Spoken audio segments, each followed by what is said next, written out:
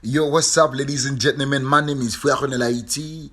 I have some friends who's not Haitians, and they ask me, yo, what do Haitian eat for breakfast? Let me show you what I eat for breakfast. You ready? Let me show you. Well, the typical Haitian breakfast is spaghetti, a boiled egg, and a piece of bread. Yes, yes, yes. I know some of you guys will be like, well, that's dinner, that's lunch. I don't care. I do not care what you eat for breakfast. I only care about what I eat for breakfast. I'm a Haitian. I eat anything for breakfast. I even eat rice and beans for breakfast. All right? All right? Leave me alone. Let me go enjoy this Haitian breakfast. Look at this.